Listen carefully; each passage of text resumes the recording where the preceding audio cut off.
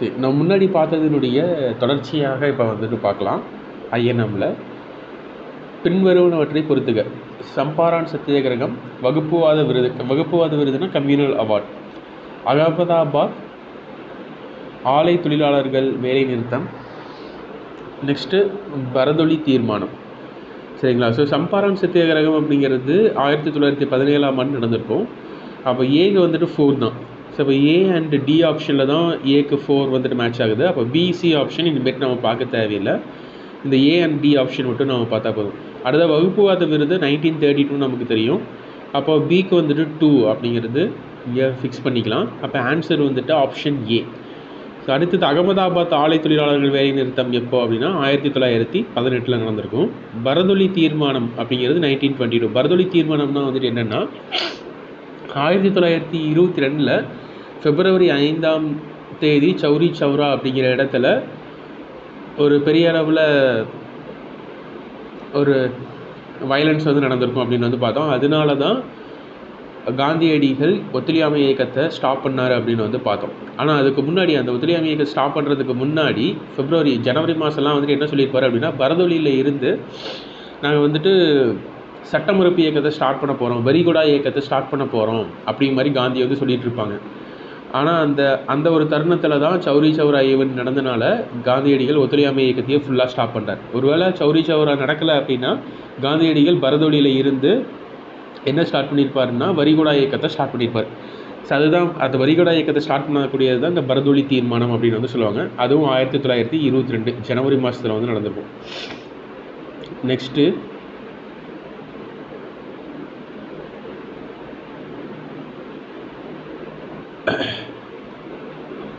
சரி, so next எந்த வகை சமூக இயக்கம் காந்தி இயக்கத்திற்கு பெரிதும் பங்களித்தது? What mode of movement contributed much to the birth of Gandhian nationalism? Gandhian nationalism தோன்றுவதற்கு முக்கியமாக வழிவகுத்தவை எது அப்படின்னு கேட்டிங்கன்னா உழவர் இயக்கம். சரிங்களா? Peasant movement. ஏன்னா இப்போ காந்தி ஆரம்பத்தில் எந்த விதமான போராட்டங்களில் கலந்துக்கிறாரு அப்படின்னு நம்ம வந்து பார்க்கும்போது எந்த விதமான போராட்டங்களில் கலந்துக்கிட்டாருங்க? சம்பாரான் சத்தியாகிரகம்னு பார்த்தோமா? சம்பாரான் சத்தியாகிரகம்ங்கிறது என்னது? விவசாயிகளுக்கான ஒரு போராட்டம் தானே. அகமதாபாத் மில் ஸ்ட்ரைக் வேணால் தொழிலாளர்களுக்கான ஒன்று. அடுத்ததாக வந்துட்டு கேதா சத்தியாகிரகம் ஒன்று. இந்த மாதிரி மோஸ்ட்லி வந்து பார்த்திங்கன்னா விவசாயிகள் சம்மந்தமான போராட்டங்கள்லாம் அதிகமாக கலந்துட்டு இருந்திருப்பார் ஸ்டார்டிங்கில் காந்தி. சரிங்களா? ஸோ இதனாலேயே அந்த விவசாயிகள் சம்மந்தமான போராட்டங்களில் காந்தி கலந்துக்கிட்டதுனாலேயே அவருடைய போராட்டங்கள் பின்னாடி நாட்களில் ஆரம்பிக்கப்பட்ட போராட்டங்கள், ஃபார் எக்ஸாம்பிளுக்கு ரவுலத் சத்தியாகிரகமாக இருக்கட்டும், அடுத்ததாக ஒத்துழையாமை இயக்கமாக இருக்கட்டும், உப்பு சத்தியாகிரகமாக இருக்கட்டும், இந்த மாதிரியான போராட்டங்கள் எல்லாம் பின்னாடி நாட்களில் விவசாயிகள் அதிக அளவில் கலந்துகிட்டு இருந்திருப்பாங்க. சரிங்களா? அப்போது இந்த காந்தி இயக்கத்திற்கு, காந்தி தேசியவாதத்திற்கு பெரும் பங்களித்தது வந்துட்டு யார் அப்படின்னு கேட்டிங்கன்னா உழவர் இயக்கம் தான். சரிங்களா?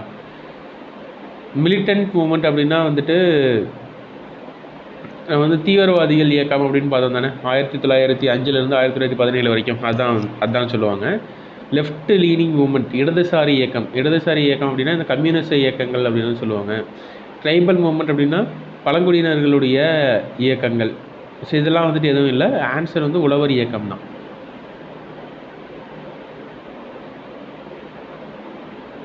டேஸ் இயக்கமானது காங்கிரஸின் கழகம் என்று குறிப்பிடப்படுகிறது. Congress rebellion. Which movement was termed as Congress rebellion? காங்கிரஸின் கழகம் அப்படின்னா வந்துட்டு என்னென்னா ஒரு பெரிய அளவில் ஒரு வைலன்ஸ் இருக்கக்கூடிய ஒரு போராட்டத்தை தான் கழகம் அப்படின்னு வந்து சொல்லுவாங்க. வேலூர் புரட்சி அந்த மாதிரி ஒரு பெரிய அளவில் இருக்கக்கூடிய புரட்சி அல்லது கழகம், வைலன்ஸ் அதிகமாக ஈடுபட்டிருக்கக்கூடிய இடத்த தான் வந்துட்டு நம்ம என்னென்னு சொல்லுவோம்னா கழகங்கள் அப்படின்னு வந்து சொல்லுவாங்க. ஸோ இப்போ எந்த இயக்கம் ரொம்ப அதிகமான வைலன்ஸோடு இருந்துச்சு அப்படின்னு பார்த்தீங்கன்னா நான் கோஆப்ரேஷன் மூமெண்ட் இருந்துச்சான்னு கேட்டிங்கன்னா நான் கோஆப்ரேஷன் மூமெண்ட்ங்கிறது ஒரு அமைதி ரீதியான ஒரு போராட்டம் தான். அதே போல் சைமன் கமிஷன் அல்லது சைமன் புறக்கணிப்பும் வந்து பார்த்திங்கன்னா ஒரு அமைதி ரீதியானது தான். சிவில் டிசபிடியன்ஸ் மூமெண்ட்டும் வந்து பார்த்திங்கன்னா சட்டமறுப்பு இயக்கமும் ஒரு அமைதி ரீதியான ஒரு போராட்டம் தான். வெள்ளையினை வெளியேறு இயக்கம் தான் வந்து பார்த்திங்கன்னா ரொம்ப வைலண்ட்டான ஒரு மூமெண்ட். ஏன் அப்படின்னா அந்த கிரிப்ஸ் குழு வந்திருப்பாங்க. கிரிப்ஸ் குழு வந்துட்டு ஒரு விதமான சலுகைகள் வந்துட்டு இந்தியர்களுக்கு கொடுத்துருப்பாங்க. ஆனால் அந்த சலுகைகள் யாருக்கு பிடிக்காது அப்படின்னா காந்திக்கும் பிடிக்காது, யாருக்குமே பிடிக்காது. காந்திக்குமே பிடிக்காது, இந்திய தேசிய காங்கிரஸுக்குமே பிடிக்காது. இதுதான் வந்துட்டு காந்தி போஸ்ட் டேட்டட் செக் அப்படின்லாம் வந்து சொன்னார்னு பார்த்தோம் தானே. அப்படின்லாம் சொல்லிட்டு அவர் என்ன ஆரம்பித்தார்னா வெள்ளையனே வெளியேறு இயக்கம் அப்படிங்கிறத ஆரம்பிச்சிருப்பார். எப்போனா August 8, 1942. சரிங்களா, 1942 August 8 அன்றைக்கி ஆரம்பித்தார். ஆனால் August 9, 1942 போதெல்லாம் எல்லா தலைவர்களும் அரெஸ்ட் பண்ணப்பட்டாங்க. காந்தி முதற்கொண்டு எல்லா தலைவர்களும் அரெஸ்ட் பண்ணப்பட்டாங்க. அப்போ இந்த இயக்கம் வந்து பார்த்திங்கன்னா ஒரு தலைவர் இல்லாத ஒரு இயக்கமாக தான் வந்து நடந்துச்சு. இப்போ தலைவர்களே இல்லைங்கும் போது இந்த இயக்கம் ஒருவேளை காந்தி இருந்திருந்தாங்கன்னா இந்த இயக்கம் அமைதியாக நடந்திருக்கும்.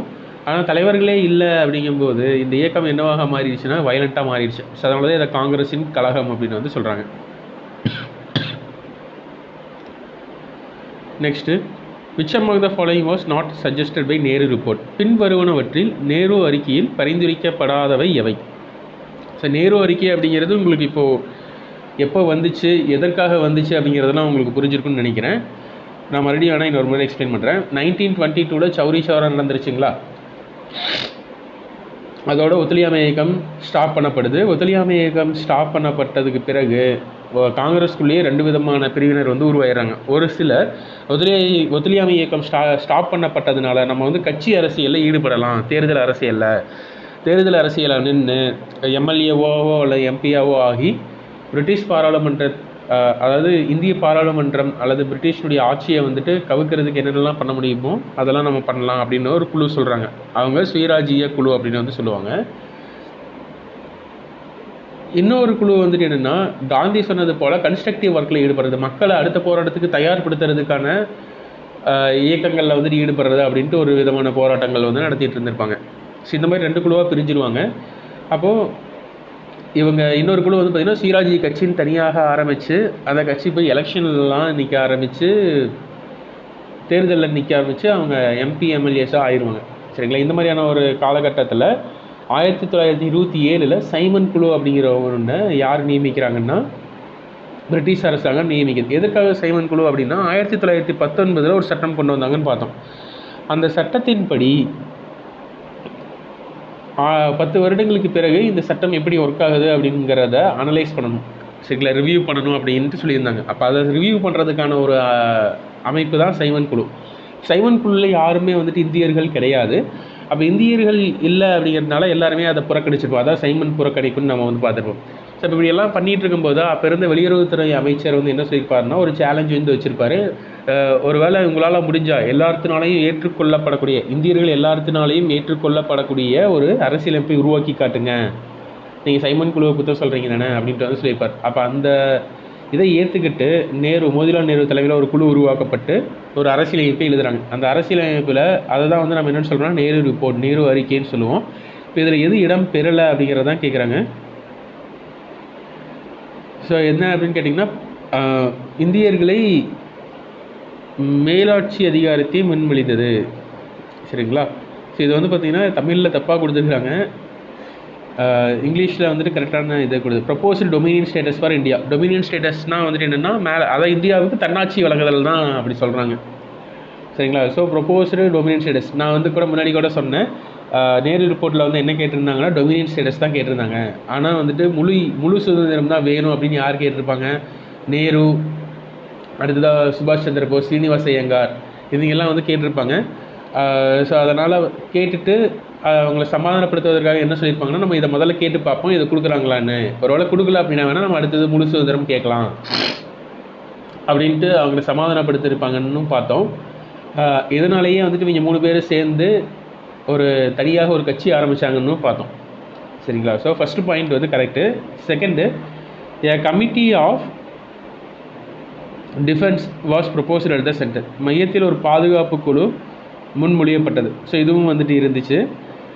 Third, fundamental rights are to be incorporated in the constitution. So ஒவ்வொருத்தருக்கும் நம்ம இப்போ அடிப்படை உரிமைகள் அப்படிங்கிறத நம்ம வந்து பார்க்குறோம், நம்மளுடைய கான்ஸ்டிடியூஷனில் இருக்குல்ல, அதே போல் இந்தியர்களுக்கு அடிப்படை உரிமைகள் அப்படிங்கிறது வழங்கப்பட வேண்டும் அப்படின்ட்டு சொல்லியிருந்தாங்க அந்த நேரு ரிப்போர்ட்டில். So fourth, abolition of dyarchy in the provinces. மாகாணங்களில் இரட்டை ஆட்சி முறையை ஒழிக்கப்பட வேண்டும். ஸோ இதுதான் வந்துட்டு இல்லை. மாகாணங்களில் இரட்டை ஆட்சி முறை ஒழிக்கப்பட வேண்டும் அப்படிங்கிற மாதிரி அவங்க சொல்லலை.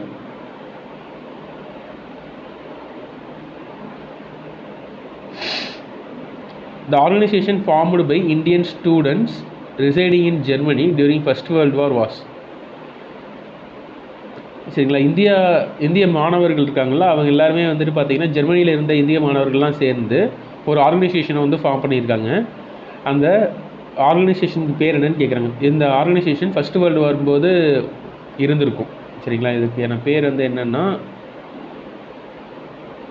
Indian independence committee. சரிங்களா, இந்திய சுதந்திர குழு அப்படிங்கிறது தான் வந்து பார்த்திங்கன்னா அந்த ஆர்கனைசேஷனுடைய பேர்.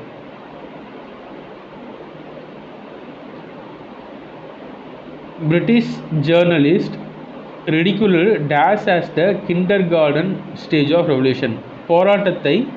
எந்த போராட்டத்தை மழலையர் பள்ளியின் மேடை போராட்டம் என பிரிட்டிஷ் பத்திரிகைகள் கேலி செய்தனர். சரிங்களா, எந்த போராட்டத்தை அந்த மாதிரி கேலி செஞ்சுருப்பாங்க அப்படின்னு கேட்டிங்கன்னா இந்த தண்டி யாத்திரை இருக்குல்ல, உப்பு சத்தியாகிரகத்தை தான் வந்துட்டு கிண்டர் கார்டன் ஸ்டேஜ் ரெவல்யூஷன் அப்படின்னு வந்துட்டு பிரிட்டிஷ் ஜேர்னலிஸ்ட் அதை சொல்லியிருப்பாங்க, கேலி செஞ்சுருப்பாங்க, தண்டி யாத்திரை.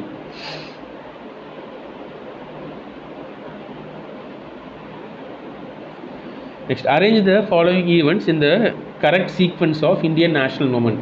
இந்தியன் நேஷ்னல் மூவ்மெண்ட் படி கரெக்ட் சீக்வன்ஸில் வந்துட்டு எது இருக்குது அப்படின்னு வந்து கேட்டிருக்காங்க. எப்படி அமைச்சா? So first foundation of Indian National Congress, Simon Commission, Home Rule, Cabinet mission.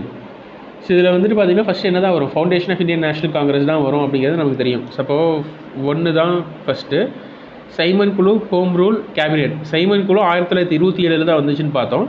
Home Rule 1916 Annie Besant and Balagangadhara திலகர்னால் ஆரம்பிக்கப்பட்டுச்சுன்னு பார்த்தோமா. சப்போ 3 தான் வந்து செகண்டு. தேர்டு சைமன் குழு, அது 1924 வந்துச்சு.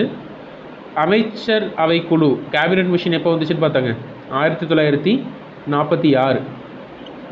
அதனுடைய அடிப்படையில் தான் வந்துட்டு இந்தியாவுக்கான கான்ஸ்டிடியூஷன் எழுதப்பட்டுச்சு. So 1324. So A option.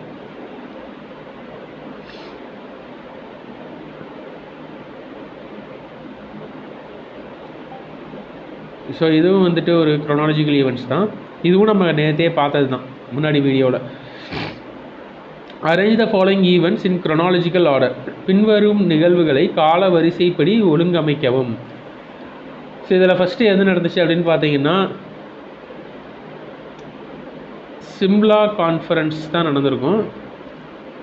So 4. அடுத்ததாக வேவல் பிளானு 1. அடுத்ததாக கேபினட் மிஷன் பிளானு. அடுத்ததாக Mountbatten plan. So Wavell plan, Shimla கான்ஃபரன்ஸுங்கிறது வேவல் பிளானுக்கு முன்னாடி நடத்தப்பட்டது. 1945 தான். 45. அடுத்ததாக வந்து பார்த்திங்கன்னா இது 46. கேபினட் மிஷன் பிளான் வந்துட்டு 46. மவுண்ட் பேட்டன் திட்டம் வந்து பார்த்திங்கன்னா 47. சரிங்களா. ஸோ 4132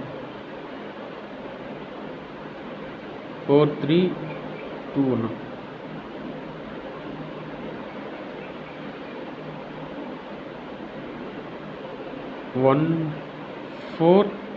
சரி, ஓகே.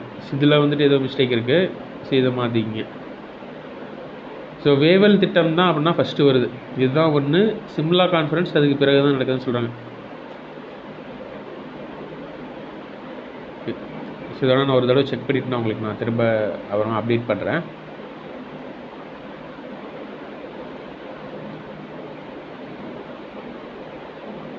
சரி, ஓகே.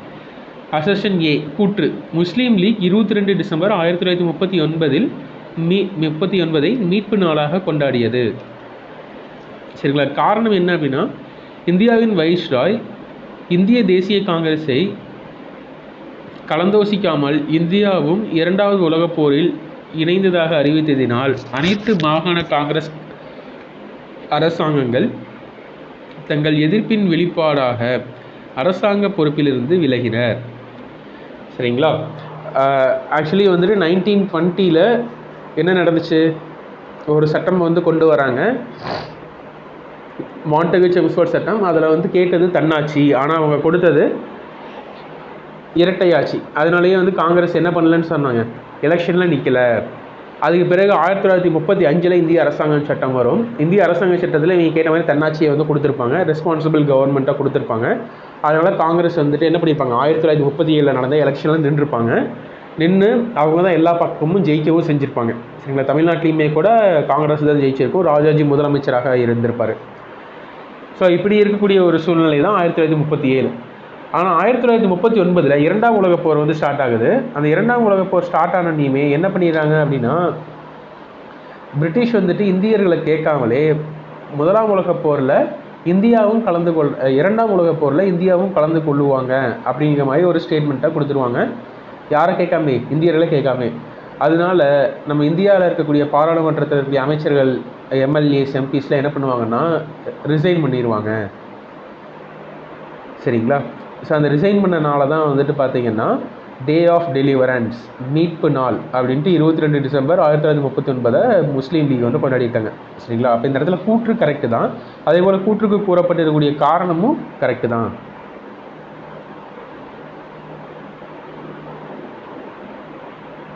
ஸோ ஏ ஆப்ஷன் தான் வரும்.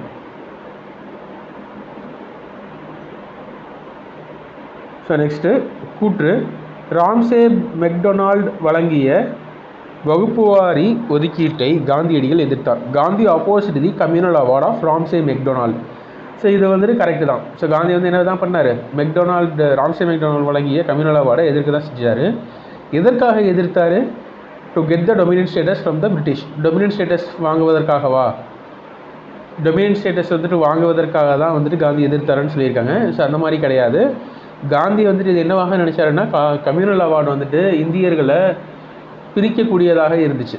சரிங்களா, ஜாதி வாரியாக பிரிக்கக்கூடியதாக இருந்துச்சு. ஸோ அப்போ அந்த மாதிரி பிரிவினையை ஏற்படுத்தக்கூடாது அப்படிங்கிறதுக்காக தான் அதை எதிர்த்தாரே தவிர டொமினன்ட் ஸ்டேட்டஸ்க்காகலாம் கிடையாது. சரிங்களா. அப்போ ரீசன் வந்து தப்பு, ஏ மட்டும்தான் கரெக்டு.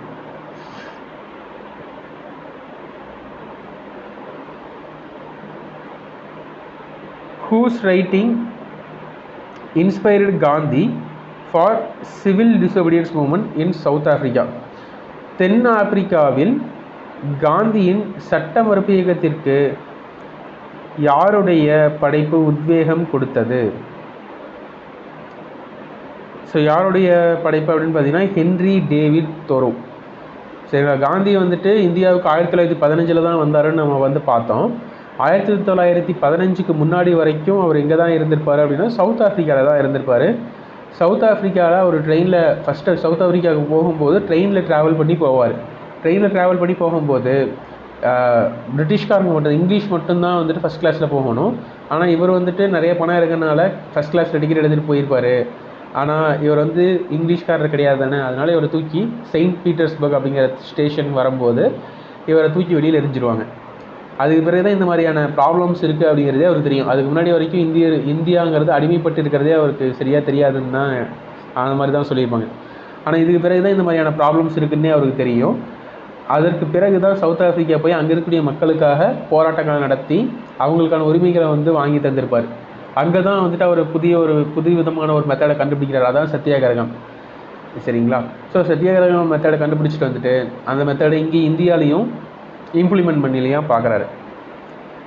சரிங்களா. ஸோ அப்போ சிவில் டிசோபீடியன்ஸ் மூவ்மெண்ட் அங்கே சவுத் ஆஃப்ரிக்காவில் சட்டமறுப்பு இயக்கம் அங்கே சவுத் ஆஃப்ரிக்காவில் ஸ்டார்ட் பண்ணுறதுக்கு முக்கியமாக அமைஞ்சவர் யாருன்னா Henry David Thoreau. So match the following. Champaran உங்களுக்கு நல்லாவே ஞாபகம் வந்திருக்குன்னு நினைக்கிறேன், 1917. ரவுலட் சத்தியாகிரகம் 1919. சௌரி சௌரா 1922. தந்தி மார்ச், தண்டி சத்தியாகிரகா, தண்டி யாத்திரை 1930. சரிங்களா. இப்போ இந்த இயர்ஸ் எல்லாமே உங்களுக்கு ஈஸியாக ஞாபகம் வரும்னு நினைக்கிறேன். அந்த மாதிரி இருக்கா, ஞாபகம் வருதா?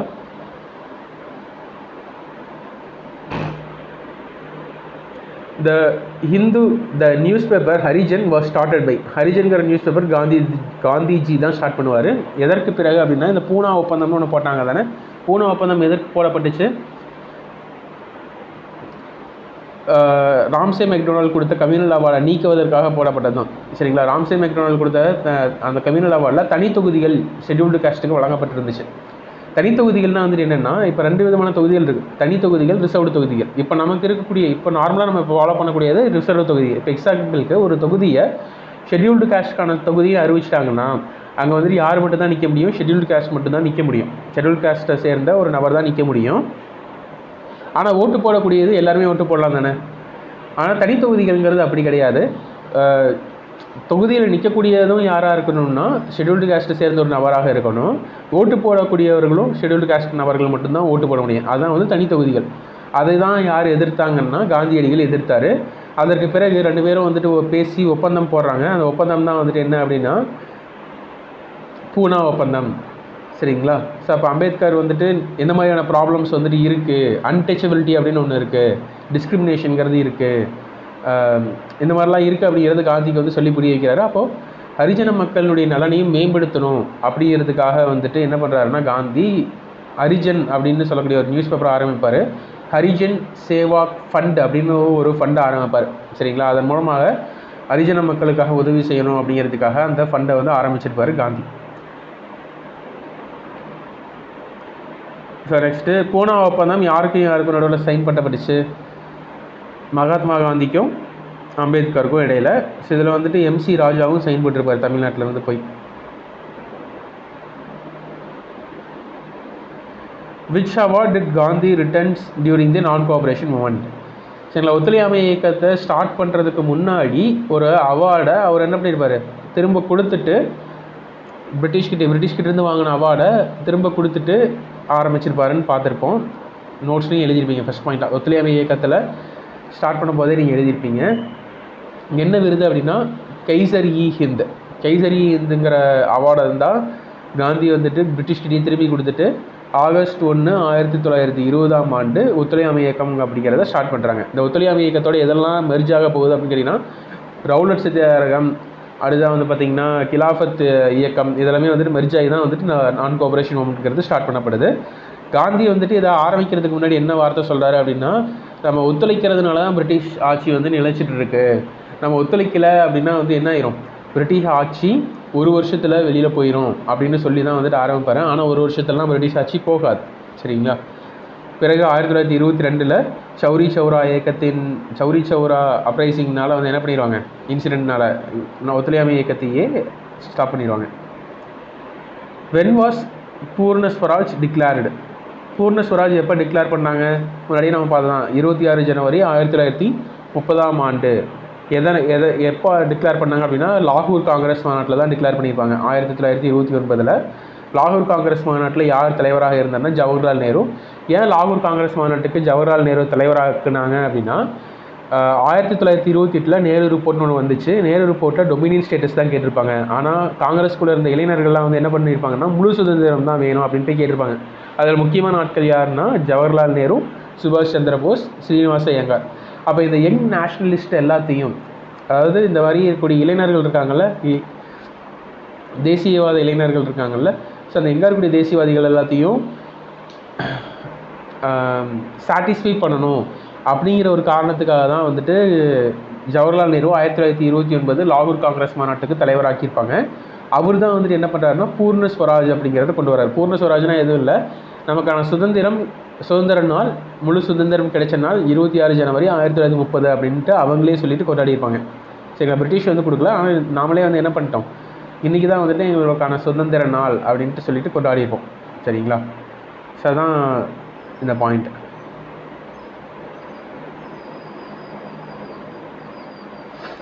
Which one of the following was India's first satyagraha movement? கீழ்காண்பவற்றில் சம்பாரன் எது இந்தியாவில் நடந்த முதல் சத்தியாகிரகம்? சம்பாரன் சத்தியாகிரகம் தான். சரிங்களா? So next which of the following is the correct chronological sequence? So எது ஃபஸ்ட்டு நடந்துச்சு அப்படின்னு கேட்குறாங்க. ஸோ இதை நம்ம வந்துட்டு ஈஸியாகவே சொல்லிடலாம்னு நினைக்கிறேன். இதில் ஃபஸ்ட்டு நடந்தது சம்பாரன் கதார் இயக்கம் தான் வந்து ஃபஸ்ட் நடந்திருக்கும். இது நம்ம இன்னும் பார்க்கல. கதார் இயக்கம், அதுக்கு அடுத்ததாக வந்து பார்த்திங்கன்னா சம்பாரன். கதார் இயக்கம் வந்து பார்த்திங்கன்னா இந்த உலகப்போர் ஆரம்பித்தாங்கல்ல, அப்போ வந்து வெளிநாடுகள்லாம் வந்து பார்த்திங்கன்னா கதார் இயக்கம்ங்கிறது ஸ்டார்ட் பண்ணப்பட்டிருக்கும். 1914 சம்திங் நினைக்கிறேன், 1914. அடுத்ததான் 1917 சம்பாரன் சத்தியாகிரகம். அதுக்கு அடுத்து தான் கிலாஃபத் இயக்கம் 1918 ஆரம்பிச்சிருக்கும். அதுக்கு பிறகு தண்டி மார்ச். சரிங்களா, தண்டி மார்ச் 1930. சரி, ஓகே.